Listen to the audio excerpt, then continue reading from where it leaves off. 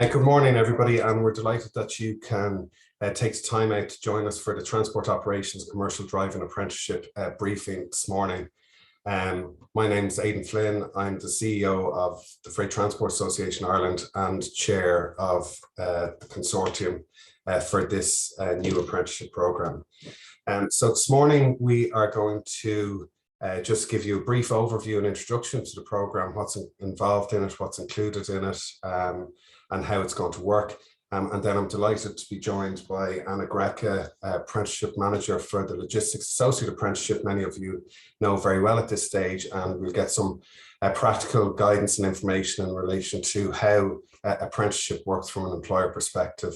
And I'm delighted to be joined by Lawrence Mccormack, an authorised officer based in Baldoyle, who will give very practical information what to expect from a meeting with an authorised officer as you're getting registered as an employer fit to train an apprentice.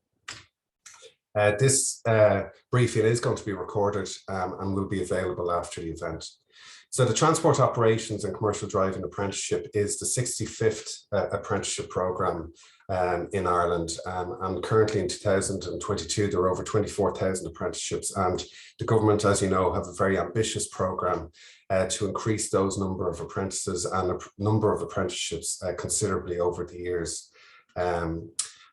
So in terms of this particular programme, FTA Ireland, the Freight Transport Association of Ireland, are the lead proposer for this programme. I have been elected as the chair of the consortium group. And a key thing when we're developing apprenticeship programs is to demonstrate industry need for the apprenticeship program, which we have done as we have now got the approval for development, and this program is starting in September. And we're delighted to be working with and partnering with Atlantic Technological University Sligo, who are the coordinating provider. So this program is an online apprenticeship program, 1 day a week, and I'll go through the content of it and delivered by ATU Sligo. Both of us actually have significant experience in apprenticeships. FTA are the lead proposer for the Logistics Associate Apprenticeship, and I'm the chair of that consortium as well. And ATU Sligo delivered the first of the new Earn As You Learn apprenticeship programs for the insurance sector a number of years ago. So in terms of assessing the need for the apprenticeship, you know, there's a lot of understanding, I think now growing understanding of the skills shortage, not just in the freight distribution logistics sector, but everywhere. So as an industry, we need to become more agile in terms of competing for essential resources and skills. In 2015, there was the first skills report published detailing the shortages in the freight distribution logistics sector. A follow-on report addressing the skills needs arising from potential trade implications of Brexit was published in 2018, and that followed on highlighting the need for not just logistics skills roles, but also identifying a skills shortage of around 7,500 drivers within the industry. We also know that it's an aging population, so we're looking at ways of trying to attract younger people and a more diverse workforce into the industry. So only 2% of individuals with heavy goods vehicle driving license category C or CE are women in this country at the moment. So we're looking and hoping that this apprenticeship will attract young people, but also attract women into the roles of commercial driving as a profession. So in terms of the industry and the overview, we're speaking to converted here, of course, but there are challenges in recruitment. So it's the perception of driving as a career, you know, the image of the industry, as I mentioned, the aging workforce and career progression. All of these things are becoming, you know, really important for discerning younger people in terms of their career choices. And I think, and we believe as a consortium, that this commercial driving apprenticeship will go some way in trying to change that perception of driving as a career. It certainly will highlight the various different roles and types of driving roles there are within the industry, within, you know, the haulage or the on-account sector. And it definitely will go some way in terms of changing that image of an industry. And it, of course, will look at that career progression piece, because we're in a fabulous industry. We've seen how resilient and agile the freight logistics supply chain has been throughout the COVID pandemic. We're essential workers. We've kept the shops full of produce for the population. We've kept international transport connectivity going as best we possibly can. It's a very vibrant and dynamic industry, and certainly Ireland, as a small island on the periphery of Europe, is really fighting above its belt in competitiveness in a lot of industry sectors, as we can see through year-on-year CSO statistics in terms of export activity and import activity and so on. So there's great opportunities within the industry, right? And we just need to harness that. And we think this apprenticeship will certainly support our industry into the future. So just to kind of state the obvious, but I think it's really important, because sometimes when we think of trucks and truck drivers, we think of, the haulage sector, but actually, there's over 40,000 heavy goods vehicles, trucks in Ireland. That's vehicles over 3.5 ton. And it's split fairly evenly between the own account sector, those companies in the agri-food, fuel distribution, waste, retail distribution, construction sectors who are distributing their own goods. But they require the CNC license to carry out this activity. And then the haulage sector, as we know, there's 3,808 companies registered with 20,825 vehicles. The average fleet size per company is 5.5 vehicles. So it's very small to medium-sized businesses and industry. There's 1,083 haulage businesses that have more than 5 vehicles in a fleet.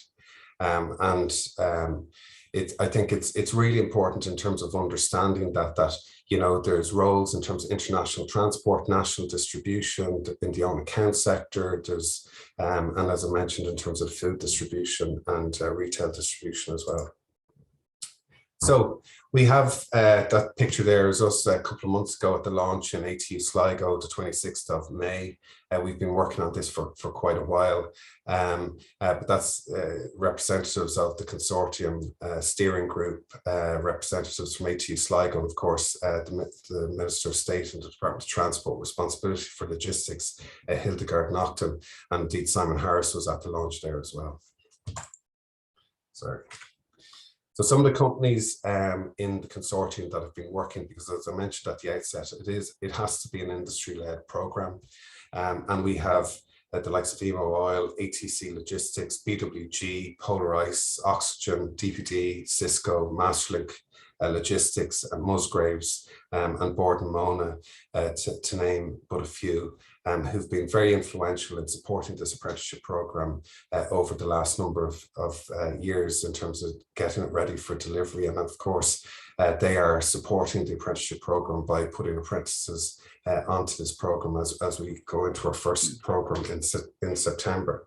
So the Transport Operations and Commercial Driving Apprenticeship is the first apprenticeship. It's the first qualification on the national framework of qualifications linked with the profession of driving. I think it's important. It's a level 6 qualification.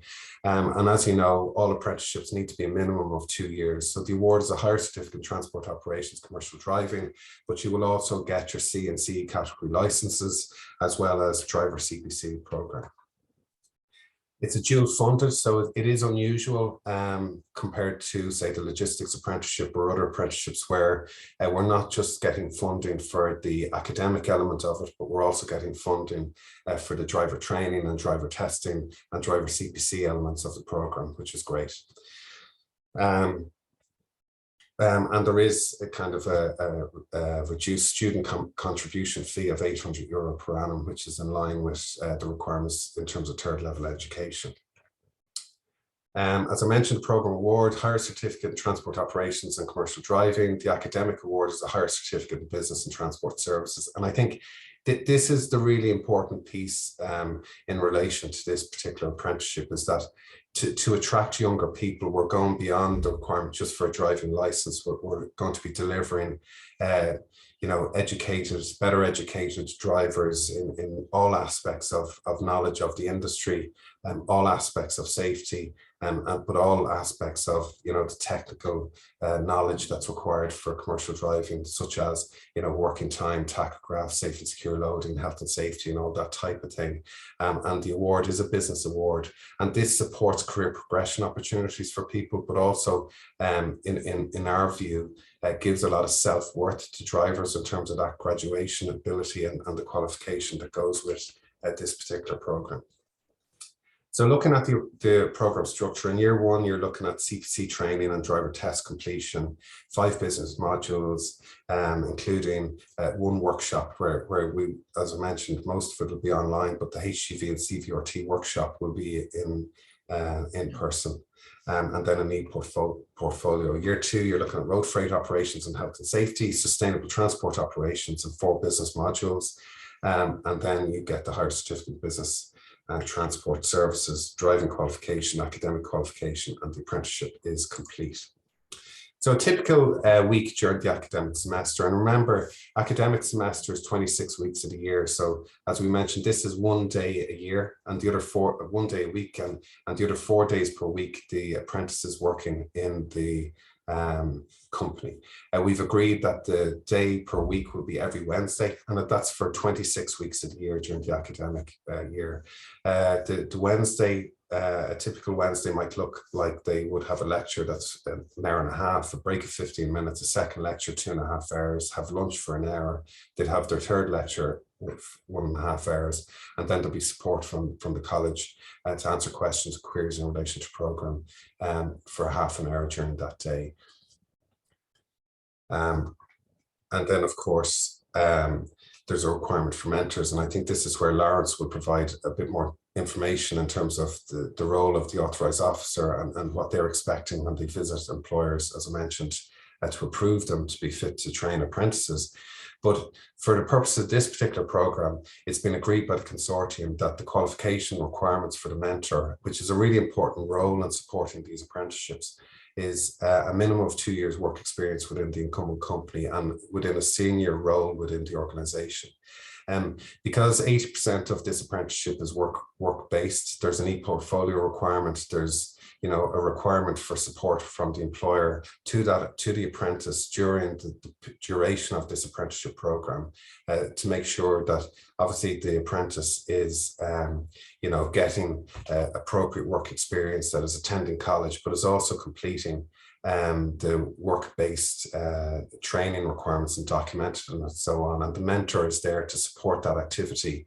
And it's a very, very important role. There will be support for mentors from ATU Sligo as part of the validation program. We will have training for mentors once they're nominated. And I think one of the main parts of our role in terms of putting forward employers to be approved to train apprentices is that we, number one, assess the employer, and number two, and their commitment to this particular program, and number two, assess the experience and position of the mentor and the company, and we then send that information on to the relevant authorised officers in advance of meetings and so on.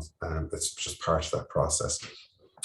But looking at a little bit more detail in relation to the academic modules. So in year one, you're looking at personal effectiveness and ICT skills online, introduction to supply chain management, principles of professional driving.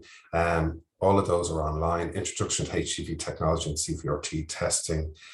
Semester 2, you're looking at customer care, warehousing, distribution, and introduction to finance. And bearing in mind, this is a level 6 program, so it is an introduction to element from a business perspective, an introduction to these things. In the finance module, we're not looking to teach people how to do a profit and loss or a balance sheet. It's much more practical, day-to-day financial issues like understanding pay slips, understanding what subsistence means, and all of those things that are effectively relevant to their day job.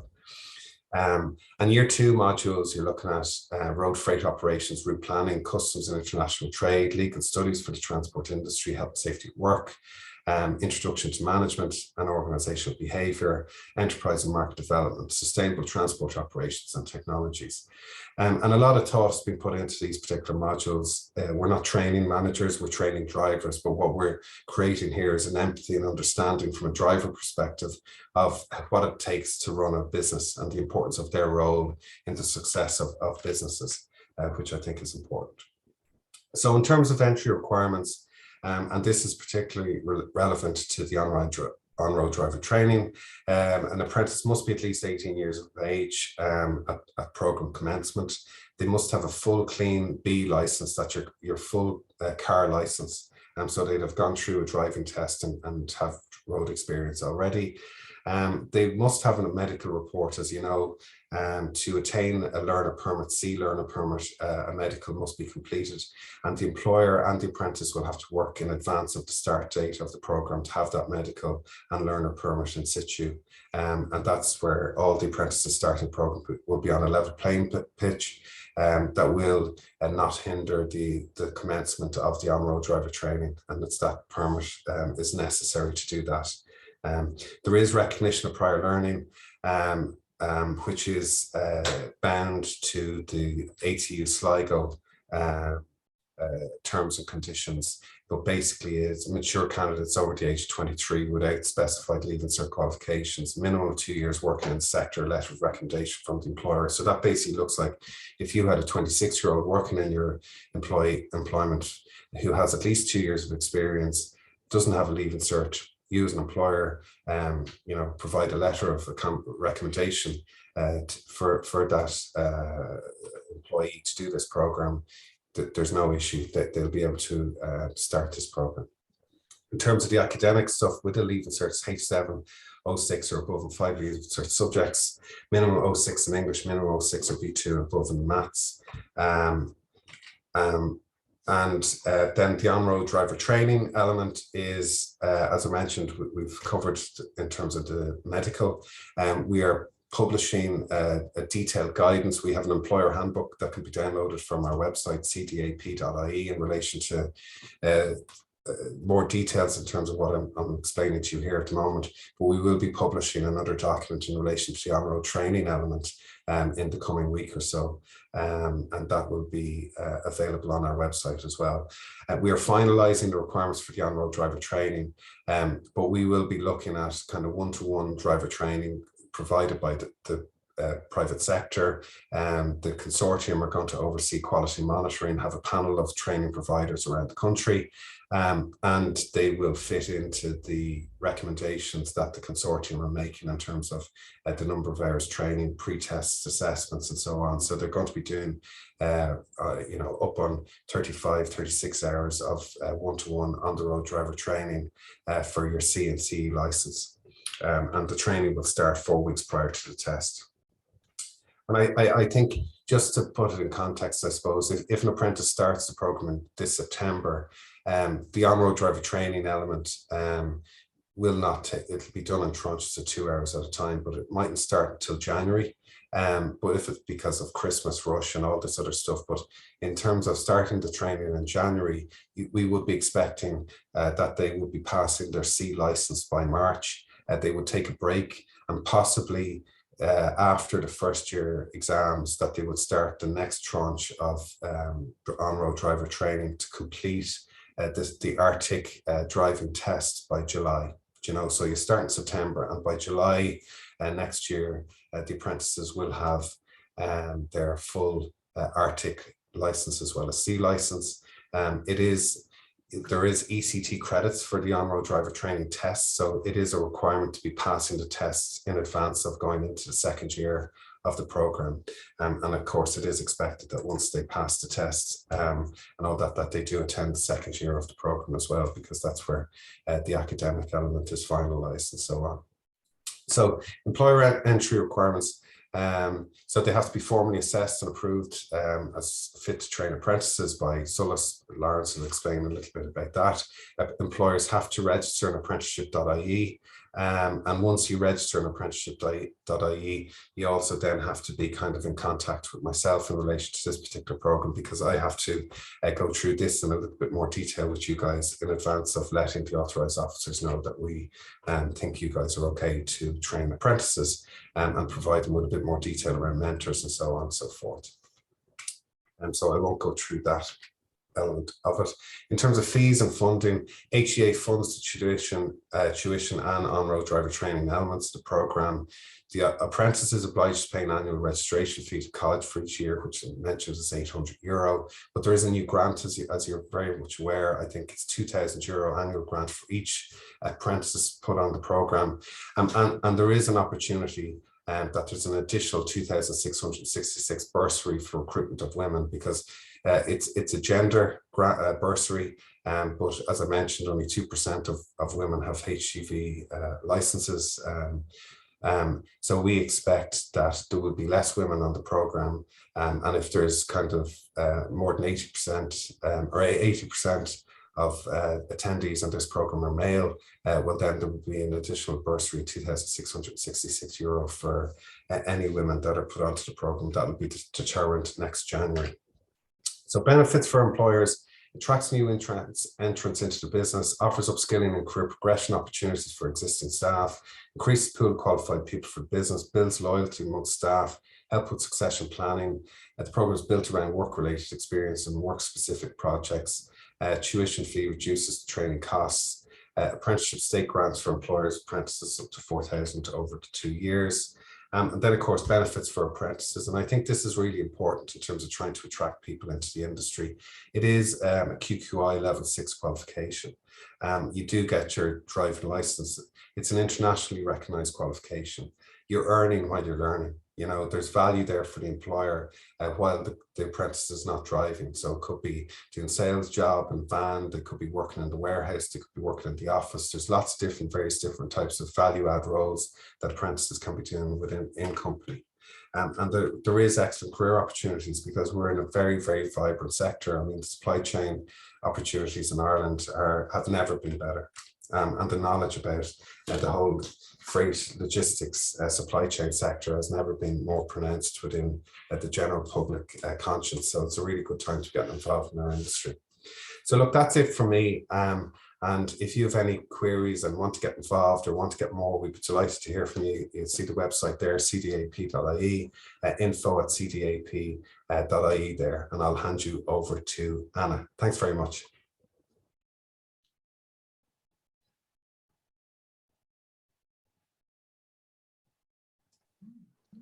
Hello, everybody. Good morning. How are you doing? Hopefully you can see my presentation okay. Yes. Perfect. So my name is Anna Gorecka. I'm the project manager for the Logistics Associate Apprenticeship and have been working on this project for the last 4 years. And I'm very confident to say that from my experience for that period of time, I can certainly say that apprenticeships are a great way for the employing organization to attract new talent and also to upskill their own workforce by creating, development and progression opportunities for the existing employees, and helping with the succession planning within the business, and helping to, I suppose, reduce the retention rate within the business. And in terms of my experience in working on this apprenticeship, this is going to be our 5th intake of apprentices for the LAA. But when we actually launched the program back in 2018, in September, we had 17 employing organizations on the program that were approved to deliver the training part of the program in the organization. And since then, now we have 90 companies that they are registered with the LAA. They are engaged with the program and they take apprentices on the regular basis. So I can be confident to say that apprenticeships do work. So a couple of points, I'm gonna just briefly kind of share my experience in terms of the registration of the company. So if you're an employer who is just about to or wants to get registered, just for the process, I know Lawrence will discuss this in greater detail later. Also, I'm gonna talk about appointment of a mentor and selection and registration of candidates. So as I just briefly gonna mention, and Aidan covered this as well, there are 2 ways for the company to express their interest if you want to register with any apprenticeship program. The first one, you can go directly and send an email to the dedicated email address for this apprenticeship, and also contact Aidan. And when that happens, Aidan will make contact on your behalf with your local authorized officer from the Education Training Boards to arrange the registration and assessment meeting, I suppose, in your offices. And the other way, as Aidan mentioned, there's a dedicated Generation Apprenticeship website, which covers all the apprenticeship programs here in Ireland. So we can also express an interest through this link. So just in terms of the registration process, I suppose, you know, when you get registered the company with the apprenticeship, the beauty is that this is a once-off process. So when you register on the National Register with SOLAS, you're going to have an appointed SOLAS authorized officer. And once you register, you can take apprentices anytime you wish to do so. My one advice is as well that when you're going through the registration process and when you get your authorized officer appointed to you, keep this information, keep the contact details, because as I mentioned, you go through the registration of the company process only once, but you will need the contact details and stay in touch with your authorized officer anytime you wish to register new candidates, you know, in the future. So that's my advice, just to retain the information details for authorized officer, just you know who that person is, where they're based, and so on. You will also need their office address just for sending the documentation in the future to register an apprentice and so on. Also, when you're going through the registration process, there's a form that you need to complete, and I'll leave it with Lawrence to kind of go in detail and talk about this in detail later on. But when you are registering, you will be asked also to appoint a mentor. You will be asked who's going to be a mentor, who's going to be mentoring apprentices. So that's something which you need to consider, is that, first of all, that when you're selecting a mentor for an apprentice, is that that person meets the eligibility criteria for a mentor. And two important criteria are that it has to be a person within the organization that holds a minimum supervisory position. And the second one is that they have to be employed by their employing organization for a period of 2 years, or else if they have a relevant industry experience, it's fine, they can qualify or be eligible to be a mentor through that avenue. But that's something, you know, when you're going to be appointing a mentor, that's something that you will need to clarify to SOLAS, and also Aidan will need to confirm the eligibility of the mentor or of the person you choose as a mentor. So in writing, basically, all you're going to be asked is to confirm the name of the mentor, confirm the length of employment with the organization or either the industry experience, and also experience, the length of employment, and the role they hold within the organization. So that's really important as well when you get to appoint a mentor. Another thing is that when you appoint a mentor, it's and looking, you know, for experience, I've been working on the LAA program as well, is that the ideal would be, in terms of a mentor, that it's a person who is based in the same department or in the same office or in the same location where apprentices are based. That's really, really important.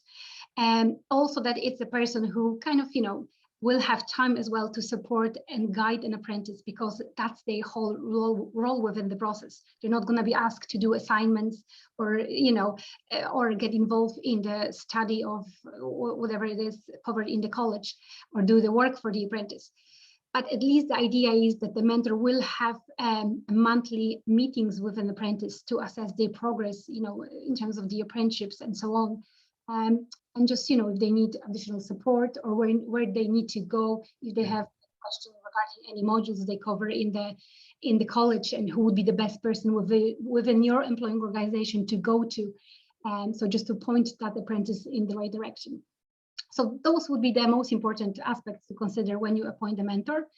And this is kind of a summary of what's involved and what the role of the mentor is. It is to create a supportive learning environment and encourage apprentice to take initiative for his or her own learning, fully understand what modules are being covered in the college by the apprentice, and obviously assist the apprentice with fulfilling those requirements. And as I've mentioned already, kind of guide and support the apprentice through the whole journey. And the regular meetings and reviews are really, really important part of it as well. And this will be covered, I suppose, during the mentor training sessions that are going to be delivered by TU Dublin, by by IT Sligo as well. So when you appoint a mentor, they will be attending training dedicated for the mentors, so they understand their role, what's involved, and so on. Another aspect, I don't have a slide for this, I just want to touch base on, is just the selection and registration of apprentices, or I suppose candidates. And you as an employing organization, you have two paths you can take. You can place on the program your own existing employees for the upskilling purpose. And this is quite straightforward because you obviously have a contract of employment with that person. So terms and conditions are already set. So not necessarily anything doesn't have to change in terms of those terms and conditions in the salary. So that's pretty much very straightforward. And another one you can place in the program or recruit external candidates to attract new talent and so on. But regardless of which way you're going to go, what's really important is that you, when selecting a candidate, to ensure that they meet the entry criteria for the program. And that especially applies to recruiting external candidates, because obviously you have to advertise the position, you have to interview candidates and so on. So it takes time and money and so on. So when inviting candidates on the, or even to the interview, and from my own experience and what I advise employers is to make sure that this candidate meet the criteria, that you can have a further chat during the interview as well. That's really, really important. And that will be, I suppose, important, because when you will be registering new candidates or apprentices, you will need to provide a proof as well, or education credentials to SOLAS to register that candidate, for the apprenticeship. So that's really, really important. Ensure that the candidate who you selected and you want to register for the apprenticeship, they meet the entry criteria of the program.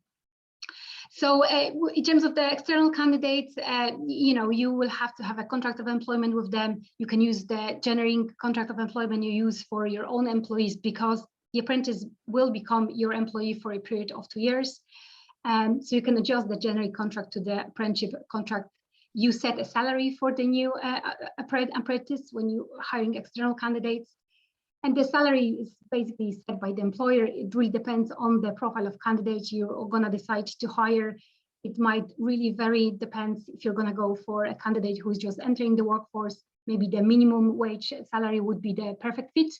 But if you're going for somebody who's changing a career, and a candidate might have some other skills or qualification bring into your business, the minimum salary might not be, something that will attract this candidate to do apprenticeship with your company. So those would be, I suppose, the most important tips. And if any have questions, please post it, and you can also get in touch with us as well. Thank you. Thanks very much, Anna. I'm not sure if the chat function is working, but certainly the Q&A button there will certainly get questions to us and we'll get back to you. So thanks very much. That was very informative. And then I'd like to introduce Lawrence Mccormack now. Thank you. Good morning, all. Can you hear me? Yeah. Thank you very much to Anna and Aidan for a very informative introduction there. Okay, my role here is representing SOLAS and the ETBs, and it's quite straightforward. Basically, if a company is interested in registering for the apprenticeship system, they will contact the consortium, they will go to Generation Apprenticeship online, and they will register. So at that stage, Anna or Aidan will contact you and will assess you themselves, make sure that you have all the needed requirements to join the apprenticeship system. If that is successful, they will contact myself or the relative training authority or the relative authorized officer in whatever vicinity you're in, and they will make contact with you, come out for a chat. And this is basically straightforward. So what we'll do is we'll come out with the forms and we'll get you registered. We'll go through the forms with you. We will send the forms out to you beforehand, and we'll go through the apprenticeship system, what's required, what's not required, who you have working for you, where they're working, where they're based, what sort of a system and what sort of a setup you have. So look, we're looking at basically who you have, how many people you have working for you, who's qualified to work for you, and what their role is going to be, and what the facilities are. Once that's met our requirements, we will sign off on the application, and we will give you all our contact details. And from there on in, you'll be contacted by your authorized officer during their apprenticeship. Maybe once every 6 months, we'll have a quick chat, make sure everything's okay. We'll call in, we'll make sure everything's okay with your apprentice, with the person you've hired, make sure that you're happy enough with the way things are going. It's just a social call. It's just basically to make sure that nothing's strange for you, and that we know what's happening, you know what's happening, and we call in and say, put the kettle on, we'll have a cup of tea, we'll have a chat. It's nothing strenuous. We're there to help. So you'll get comfortable with us. You'll be calling us regularly and saying, listen, what's happening with this, what's happening with that. And look, it's at first maybe a little bit daunting. You think, am I going to go into this situation? Do I want to register? But listen till I tell you, and the guys Aidan and Anna will confirm, nothing. It's very, very straightforward, and we're here to hold your hand the whole way through it. And once you're up and running, you're on your own there, and we won't interfere with anything after that. It's very, very straightforward. That's basically what our role is. We'll keep in contact with you the whole way through. We'll get information on how your apprentices are going. We will make sure that they finish on time, start on time. We'll get reports back on how they're doing with their education. And again, if you have any questions of what's left or what needs to be done, you can contact Aidan, Anna, or myself. We're all here. Anna contacts me regularly to see if there's any issues. I contact Anna regularly, and together we call out to you for whatever's needed. We'll knock on your door. We'll help you through it. We'll step you through it, and whatever paperwork you need, we'll have it with you within an hour, making contact to us. That's basically our role. That's what we do. Great, thanks a million, Lawrence, for that. Just one thing that I was interested in, because we have to, the employers obviously register in apprenticeship.ie, and then, as you said, that kind of triggers the, like, depends on where the apprentices are being trained or whatever. So if it's in, your area, you'll automatically get wind of this particular company, and then, as I said, we kind of get notification as well, because we have to send you details of the company and all that type of thing. How long does it normally take to organize a meeting, and does that with the employer from your perspective as the authorized officer, and does the meeting, like, is it is in person, or does it happen online as well? So what will happen is you'll assess a company and you'll give them forms for registration. We will then be notified of registration. We will then contact the company. We'll make arrangements to meet the company. We'll come out on site to visit the company, as I say, to make sure facilities are there, and everyone who says they're there, they are there. We will have a chat with them. We'll be walking around the facility, just making sure the facility is up to scratch. We'll sign off on extra paperwork, and that's the national authority paperwork to get them registered on our system. We will give them a registration number for their company, and then they'll use that number to register the apprentices from there on in. And I think that's important, isn't it? Like, when we're looking at a start date of the 16th of September. So we're at the 4th of August here. I think the important thing for employers is they have to do this process. It is a step-by-step thing. If they want to take on apprentices, the important thing is that they get registered, on apprenticeship.ie. They organize the meeting with yourselves as soon as possible. And it's only then that you can actually register apprentices. And if it came to the stage, for instance, because it is a difficult recruitment environment, like, obviously the earlier people are registered, and I suppose they can register any time during the year, even if the start date of the apprenticeship is only September, right? But the longer once they're registered, it's at that stage then they can only start advertising to recruit apprentices. Yeah. So there is a way of doing that. So if they contact Generation Apprenticeship or apprenticeship.ie and go into the employer registration, so they have an expression of interest online, so they can fill out their details. That's sent nationally to every person in that vicinity. An authorized officer will pick up on that and he will accept it. The employer will then get an email back saying that Mr. X has accepted your application, and you have to fill out the next step.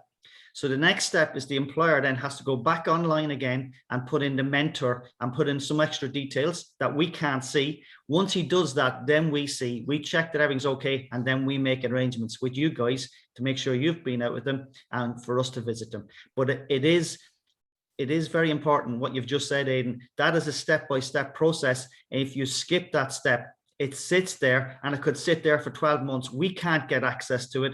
They have to remember their password and get in and finish off their application, and then we can come in. If it's done within a couple of weeks, it's very straightforward. If they forget about it, then it sits there and I can't do anything, you can't do anything. So the only other way around that is if we come out and cancel it and go the old-fashioned way by paper. But be careful of that. There is a two-step application there where they apply, where we then accept, and where then the companies then fill out their application complete, and then we come out and visit. Yes, that's very important, Aidan.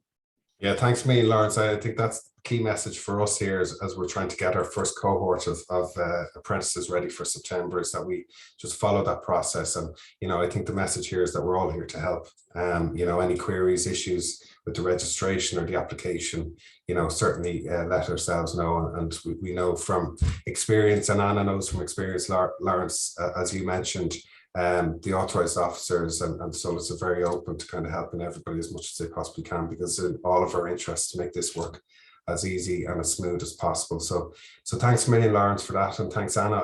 There's one other question now in the Q&A. It's just relating to mentor training and support. So the mentor training will be online. I think there was a question whether it's in person or online, but we will have details of that, and the training for mentors provided by ATU Sligo will happen during the academic year. So it's not going to happen in advance of the start of the programme, but just rest assured that those supports, it'll certainly be within the first semester of the first year of the programme for all new employers and mentors going on to this programme, and more details in relation to that will be forthcoming to employers registered for the programme going forward. So as I mentioned earlier, you know, there is more information on cdap.ie, info@cdap.ie will get me. And we're very happy and open to get as many queries from employers or questions in relation to this. But time is ticking on, so we need to make sure that all employers interested in registering for this particular programme get your application process started now, and we look forward to working with you. Thanks again to Lawrence, and thanks a million to Anna as usual, and we look forward to working with you into the future. Thank you. Thank you. Thank you.